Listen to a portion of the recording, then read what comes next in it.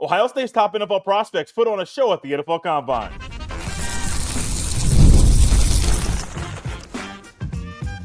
You are Locked On Buckeyes, your daily podcast on the Ohio State Buckeyes. Part of the Locked On Podcast Network, your team every day. Welcome in, Buckeye fans, to your Monday edition of Locked On Buckeyes, which is your daily Ohio State podcast.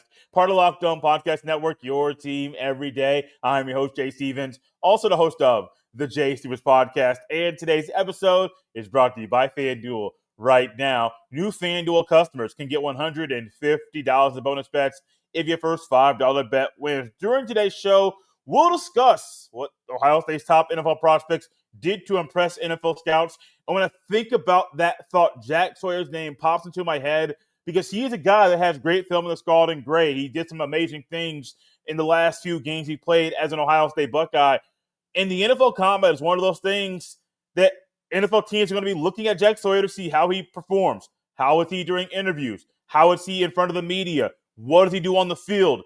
And when you think about all three of those aspects of the Combine, Jack Sawyer knocked every single one out of the park. The interviews, the media availability, the workouts on the field, he knocked everyone out of the park. He put on a show, and I guarantee he's one of those guys that's moving up draft boards as we speak. And Jack Sawyer is going to always be one of those Buckeyes that we remember. Not just because he is an Ohio guy that played at Ohio State, not just because the second half of his junior year was amazing. He had that scoop and Sawyer, that strip six, whatever you want to call that play against Texas. He had that play that cemented him down as having one of them plays that we will talk about forever. Maurice Clarett in the 03 Fiesta Bowl, the national championship against Miami, literally stripping the ball of Sean Taylor when Sean Taylor intercepted Craig Krenzel. We talk about that play 20-plus years after it was made because it was that big. Many of you will remember the big run during the 06 game against Michigan, 1-2, game of the century. Run right up the middle, 52-yard touchdown run. We talk about that for a very long time. Some people will talk about the interception in the end zone against Penn State at the end of the first half. That's one that will be talked about for a very long time. Some people still talk about Tuimoloau against Penn State a couple years ago and what he did there. That is something else that will be talked about for a very long time. And we can go over play after play after play, but you really can't go too many plays in without thinking about Jack Sawyer and what happened against Texas. That man was a beast. That man is a beast. And NFL teams know that. And when you get a guy that's able to do some of these drills, the wave drill, and be able to show off your hands when you're catching the ball after moving back and forth, side to side, front and back, trying to get the movement, try to show off your ability to change direction and to plant and go. And even in one of the drills he did, he slipped coming back towards the ball. He put his hands down on the ground, then stayed low and still went. He was doing the stuff of a guy that's been preparing for this and doing those drills every single day for 4 or 5 or 6 years. He hasn't been. The drills he's been doing, those are things that, yes, some of those are things you do in practice. Some of those things he was doing was showing off his ability to move in space because at the defensive end in the NFL, you're going to need to be able to move in space. Now, it's not the same thing as the outside backer, not the same thing as a middle linebacker, but defensive ends need to be able to move, be able to change direction, be able to do a lot of different things at the NFL game than you were at the college game. And Jack Sawyer's been able to show that off at very, very, very well. That's one of my knocks against Jack Sawyer. There aren't many knocks against Jack Sawyer, the player. He's a great human as well. But Jack Sawyer is one of those guys that I didn't really think was going to be able to move as well as he did. I thought he was going to be a little stiff. I've always envisioned him as the guy that struggles to beat bendy, which that's not really his game. But even when I watch the figure eight drill, when you're going around a circle with a towel, put the towel down on the ground, go all around, got another towel, put the thing on the ground. He did that so well. And while I don't view Jack Sawyer as the most bendy guy ever, he showed off a little bendiness there at the Combine. Continue to move up them draft boards. Keep on moving up. He's at worst a day 2 pick. I don't think Jack Sawyer is going to be a day 3 pick. He is too talented. Could he potentially be a late first-round pick? Absolutely.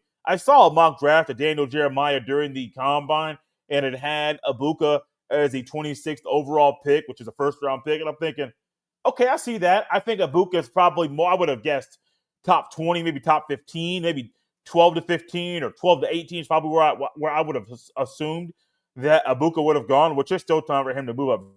Draft positional need is a big thing to think about with the receiver. Maybe a team is at 15 that loves Ibuka, but they have a need that's higher at a different position, so they don't go after Ibuka. That's real. But Jack Sawyer is one of those guys that knows at his position, every team needs another defensive end. Every team out there is looking for a new guy to come in, either be a backup or to start, because you can never have too many.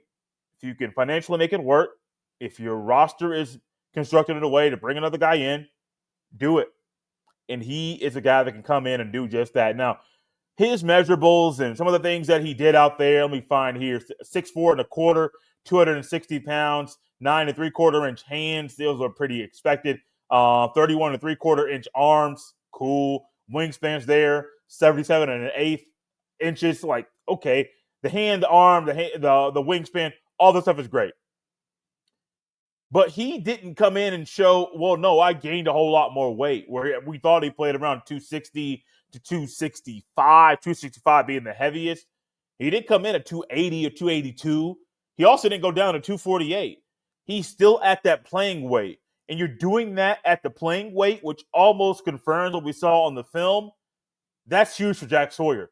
Keep doing this, young man. You're going to moving on up to being a first-round pick.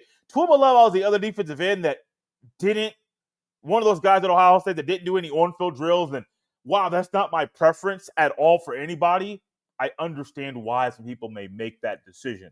I would prefer, I think a lot of NFL teams would too, go out there and perform. Show us everything you got. Yeah, I understand you just went out there and your last game was on January 20th and you didn't have a lot of time to prepare for these drills. Okay, cool. It's still football. Can you change direction or can you not? Well, if you think you can't, go out there and do it. If you can't or you don't do anything, we'll go to the film and see if you are able to change direction or not. So no matter if you think, well, I can go to the combine and hurt myself or help myself, whatever you think, the tape don't lie, baby. You all know in the NBA, and I know Rasheed Wallace, when he was getting into it with the refs, will just yell, ball don't lie. And I'm thinking, it don't lie. It's a ball. It's an object. Y'all know us. Ball don't lie. Some Clemson fans will say, well, yeah, ball don't lie. We won the 2019 game. And I'm thinking, well, Ohio State lost the game and Clemson won, not because ball don't lie, but because Ohio State just didn't make the plays. Cool. Ball don't lie. Hey, bringing up a sad thing, but here's another one. Ball don't lie. Ohio State against Texas in the national semifinal. What happened? It bounced to Jack Sawyer, and homie took that thing 80-plus yards to the house. Ball don't lie, huh? It's the same thing with the game film. The game film don't lie. And I would have loved to see Troy Malowau and really other Buckeyes. I'll dive into this a little bit later, probably towards the end of the show, but dive into more of some of the Buckeyes that didn't do some stuff and want to save it for the pro day. I understand why. I'll dive into more about why I think more about that very topic later on. I definitely will. One topic we're not going to wait to dive into is Treveyon Henderson and Quinshon Judkins and what they did at the combine, because those two boys made themselves a lot of money. Attention Locked On Buckeyes fans, ever wish you could directly support your favorite Ohio State athletes and be part of their journey? Now you can with Roy, the NIL app that puts fans in control. Before Roy, NIL deals were often handled behind closed doors, and fans like you didn't have a clear way to directly support the players you love. Now, with Roy, you can make a real impact and feel closer to the athletes representing Ohio State. With Roy, you get to choose the player you want to support, decide how much you want to contribute, and get exclusive content straight from the athletes you back. The best part, if your player transfers, you get your money back. So it's a risk-free way to show your support and make your voice heard. Download the Roy app now from the App Store and start backing Ohio State athletes the way they deserve, with transparency, trust, and real impact. This is the future of college sports. Join it now by downloading Roy and supporting your favorite players.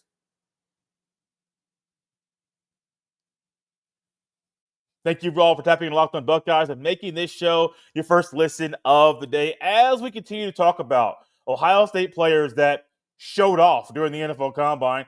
We can't go any further than looking at the guys that split time starting at running back for Ohio State in 2024, Treveyon Henderson and Quinshon Judkins. Now, these two guys have different skill sets, but both skill sets can be utilized in a great way in the National Football League, which is why many of us were looking closely to find out what these guys would do when they were playing football, when they were doing their thing in the Combine. And just like Jack Sawyer, these two guys continue to wow NFL scouts.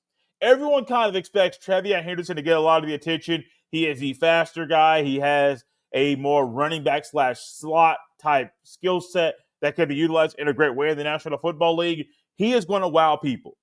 Man, let's not forget Q. Quinshon Judkins is a dude. Both guys had 1,000 yards rushing this year. Both guys had multiple seasons of rushing for over 1,000 yards in their career, which is a major thing that NFL teams are going to be looking at. And when it came to the measurables, the things you can look at and say, if you have a measurement for this, either by your height and weight, maybe by your hand size, maybe your 40, these two guys, once again, did everything they could to wow these scouts and measurables for both athletes. Henderson, 5'10" and an 8, 202 pounds. Quinshon Judkins, 5'11" and 5'8", 221 pounds. The thing that wowed the most was that both guys ran 4.4 40s. Henderson ran a 4.43. Q ran a 4.48. Both guys had a 38.5-inch vertical. Quinshon Judkins had the longer broad jump. His was 11 feet. Treveyon Henderson's 10 feet, 8 inches. The one thing I want to go back to here really quickly is the 40-yard dash, because going into it, I expected that Quinshon Judkins would probably run a high 4.4, like a 4.8, 4.9, to like a 5.2, 4.2, 4.52 or 4.53. So him running a 4.48 is spot on with Quinshon Judkins, the player. I was probably leaning more towards low 4.5, but you run a 4.48 and it's 0.05 of a second slower than Treveyon Henderson. That says a lot about you and what they see on the film and say, the film showed us one thing, but maybe straight line speed, he might have a little bit more burst. Can we tap into that? For Henderson, I thought he was going to run a high 4.3. Now, the one thing for these guys is you, as an athlete, especially a running back, you practice running, but you rarely run 40 yards on the field straight without anybody in your way. It's rare. And if you're in the open field, you may be slashing or maybe doing a little loop or going one way and then cutting up field. So all of a sudden, you're not running 40 yards straight. And Quinshon, I think it was Quinshon Judkins made a comment, one of the players did, that there was only 3 weeks to prepare and to train because a month ago was the end of the season, took some time off to rest and recover your body. All of a sudden, bam, you're right back to it. With only 3 weeks to prepare and you're running that was something I wouldn't expect it for Quinshon Judkins. He probably will run faster during Ohio State's Pro Day later this month, which is huge. But these two guys together, with what they did with the measurables, knowing that they should test well, but I think Quinshon Judkins tested better than I expected, you're making money. Both of these young men are making money. While Jack Sawyer rose up draft boards, Quinshon Judkins and Treveyon Henderson moved up as well. I think the one calling card for Judkins to move up draft boards is not so much what happened during the Combine, which the Combine does confirm some of the things you saw on film, but that this man doesn't have a season where he ran for less than 1,000 yards. 1,500, I believe, to 1,200 to 1,000. That speaks louder than anything he did at the Combine. Yeah, your 11-foot broad jump is cool, shows some a lot of explosive, if not some. A 4.48 40 at 200-plus pounds, that's moving. That's moving for any human being. That's huge. But the fact that you were able to be the featured back and run for no less than 1,200 yards, be split time and run for 1,000 yards, NFL teams are going to look at that and say, he's fresher than we thought he was going to be once he got to the National Football League. He was able to split times and still be very, very productive, even behind the offensive line that at the end of the day was basically your second unit. And he went off in the national championship game they're going to utilize that film and say, that's what we want to see from him. This is the kind of guy we want. For Treveyon Henderson, this could help him move up and sneak into the first round of the NFL draft. Well, I think it's going to be hard for an NFL team to draft a running back at the end of the first round. It's possible that Henderson could be a guy that does just that. His film is great. The one thing we don't know about Henderson is his medicals. And we're trying to get a draft show for everyone's feed tomorrow. Not really sure. Hopefully, everything goes through so that we can get that show recorded for everyone to dive in more to how NFL teams are going to view Henderson's medicals. I think his medicals are huge. Because the one season that he played all the games he looked the best was also the time that he split carries. The other 3 years he was at Ohio State, he split carries, but he really wasn't healthy. Banged up here, banged up there. Freshman year, he hit that freshman wall like most athletes do. So that's a thing where it's maybe more mental than physical. But if the mental and physical team up together, that gets a little bit more difficult as well. But I'm curious about his medicals. Other guys on the Ohio State's team that are curious about the medicals, Lathan Ransom, had multiple season-ending injuries. The one at the Rose Bowl a year ago, he missed the last few games of the year. Emeka Buka, I believe, is healthy. He was hurt in 2023. I don't think his medicals were going to be in question, but Treveyon Henderson's will be. And I am very, very curious to hear about the reports and from other NFL teams to hear about these guys, Henderson's medicals if he checks out. Because if he checks out, I think he can sneak into the first round, maybe between picks 28 to 32 is probably where his sweet spot. If the medicals don't check out, you're probably looking at a second-round pick, but people are taking him off of the potential and taking a risk. Because if his medicals don't check out, the talented guy that you might have to look over because you're just not sure how often he's going to be on the field. I think he could be on the field a lot. The National Football League, I think you're going to get more of him from what you got in 2024 versus what you got from him the first 3 years where he got a whole lot more carries. He came to Ohio State expecting to split time. Unfortunately, I believe it was him and Evan Pryor were in the same recruiting class. Evan Pryor got hurt. Evan Pryor transferred. Him and Miyan Williams were battling back and forth all of a sudden. 2022, Henderson gets hurt a little bit, gets really dinged up. 2023, Miyan Williams is down for the last part of the season. So Henderson never really got to get the split carries between him and the other running back like he got in 2024. Oh, that's huge. Will an NFL team be able to have another running back there that can allow them to have the ability to split carries? It's a team-by-team basis. I'm not sure. But if that's the case and if his medicals check out, oh, man, y'all are going to get a really talented running back. Speaking of a couple of guys that are really talented, TNT, that's Tyler Williams and Ty Hamilton, are very talented, and they also impressed scouts during the NFL Combine. This episode is brought to you by FanDuel. When the game tips off, the NBA action is just getting started, and there's no better place to get in on it than FanDuel. It's America's #1 sportsbook. With FanDuel, you can place live bets throughout the game, so even if you miss the opening tip-off or want to get on a fourth quarter comeback, you can stay in the action. And if you're looking for a bigger payout, you can even combine your live bets into a same-game parlay. I love FanDuel's live betting feature because it keeps every moment of the game exciting. Whether I'm backing my team for a late-game rally or picking a player to hit a clutch three, I never feel like I missed my chance. Plus, the app is super easy to use. And when you win, y'all, you get paid instantly. Right now, new FanDuel customers can get $150 in bonus bets if your first $5 bet wins. Just visit FanDuel.com to join today. That's FanDuel.com for your shot at $150 in bonus bets. Make every moment more with FanDuel, the official sports betting partner of the NBA.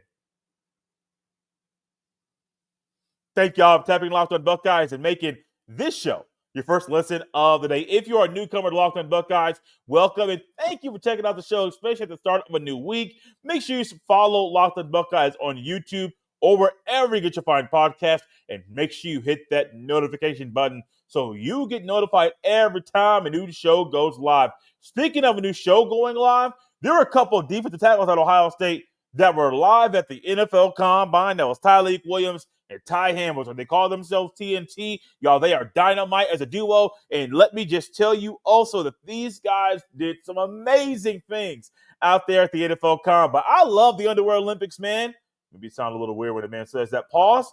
But the Underwear Olympics sometimes in the draft process, it's the one thing I want to watch. Guys out there getting on the field, doing some on-field drills. In the offensive linemen, they love that stuff because that's more real football. Yeah, you got guys throwing, got guys catching. Some of these drills are not things you do on the field consistently. Some of the wave drills and the figure eight drills, or if you're a defensive lineman, like, we don't always do this, but we can do it right here for you.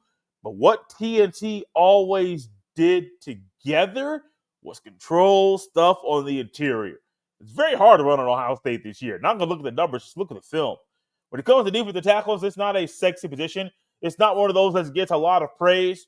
They do the dirty work, kind of like a center and guard on the offensive line. Do a lot of the dirty work. Do a lot of stuff that you really can't describe because it's rarely talked about. But what you can see is the result. What was the result of Ohio State's defense with TNT on the interior of the D-line? It made it very hard for opposing teams to run the ball, which is why when it goes to the NFL, whoever gets these two guys, they're getting studs. They're getting dudes that can contribute from day one. Some of the marriageables for these guys is another reason why I think these two guys are going to be some guys that are long time, 8 to 10 year pros in the National Football League. Both guys measured in at 6'2" and 7 8 inches. Now, what I expected, Ty Hamilton, 299 pounds. Tyleik Williams, 334 pounds. They did their hand measurement. They did their arm measurement, their wingspan. They didn't run the 40, the vert, do the broad jump, the three-cone drill, the 20-yard shuttle, or the bench press. There's only one guy at Ohio State that did the three-cone drill and the 20-yard shuttle. You got 15 options of guys. The one guy that did it is Will Howard. Now, I would have expected that Lathan Ransom or Treveyon Henderson or Quinshon Judkins, one of those speedy guys, Ibuka, one of them would have done the three-cone drill or the 20-yard dash. No, they didn't. Also, no Buckeye did the bench press. Some of this stuff I don't understand. I'll get into it a little bit later. But for Tyleik Williams and Ty Hamilton, they did everything they needed to do to impress scouts. And what their on-field workouts did was confirm the stuff the film says about them. Not just confirm it, but maybe there's a gear that can be a little bit better for these guys. I go back to the wave drill. Did the same thing with Jack Sawyer, kind of side to side. You're in the middle of the hash marks. Your coach is right in front of you. He's going, to the right, to the left, and this way and that way. And then he goes back, and then he goes forward. I think it's forward. He pushes you forward, and then he brings you back to him. And when I watch these two big men do this, I am expecting a little bit of a stumble, for the balance to be a little bit abnormal. No. The things I expected from these two gentlemen, they just said, Jay, yeah, you may expect it. It's not going to be a thing. Both of these guys killed that drill. And for one guy to be a tick under 300 and another guy to be 34 ticks over 300, and they were both doing that at the rate that they were, hey, clap it up for TNT. For TNT knowing drama, and TNT at Ohio State, they brought the drama for the opposing offense because these two guys killed that drill. And I'm curious to dive more into it as we get closer to the NFL draft to hear more about how NFL teams and scouts view Tyleik Williams and Ty Hamilton. No, it's not likely that they'll go to the same team, even though it would be great for them to do the same thing in the NFL that they did at Ohio State. But the one thing I do want to hear is mainly about Ty Hamilton. We know Tyleik Williams could be a first-round pick. It's probably going to be at worst a second-round pick, first half of the second round. Ty Hamilton might be a steal if you get him in the fourth or fifth. I mean, he might be one of those guys You're like, there's a lot of value by drafting him. Probably not a day 2 guy, but you're getting a talented guy that's probably going to be an NFL journeyman. If he stays healthy and does some of the things that his brother did, Devon, you're going to find a guy that's going to be on the field consistently in the National Football League. Now, I've been teasing this for a while, and I want to get back into it because I went back and just a little few seconds ago talked about some things that some Ohio State players didn't do. Only one Buckeye. Well, you only had 12 options because there are 3 Buckeyes, Donovan Jackson, Seth McLaughlin. Well, no, McLaughlin and Simmons were the only guys that didn't do some of the other testing. Didn't do any on-field drills. Didn't run the 40 or do the vertical stuff like that. They're both still recovering from injuries. But Ty Hamilton didn't do the 40 or the vert or the 20-yard shuttle. Ty Lee, Jack Sawyer, Troy Malowau. Some of the other guys didn't do some of the things that they probably should have. Doesn't hurt you. What are you gonna do? Run the 40? If you're 299. If you're in a 5.2 40, cool. If you're in a 5.5 40, okay. If you're in a 4.8 40, oh, we're moving, but you got a whole lot more film. That's Ty Hamilton now. I would love to talk to someone that's advising these young men to not run the 40 or to not do the vertical jump or to not do on-field drills. I want to talk to someone that is telling these guys, yeah, it's best for you to not do that or do it as your pro day. Why? Why? If your answer is, well, you didn't get much time to prepare for it, okay, I understand that. What have you found in college football? There have been a lot of guys that have played up until the middle of January. Maybe not January 20th, but until January 10th. What do you find? Some of those guys that won the national championship when the game was played between January 7th and January 10th, they go to the combine and do everything. Why are these people advising these young men to not? The game film is the game film. The thing's so big. It is the end-all, be-all. You can help yourself at these events. You can also hurt yourself.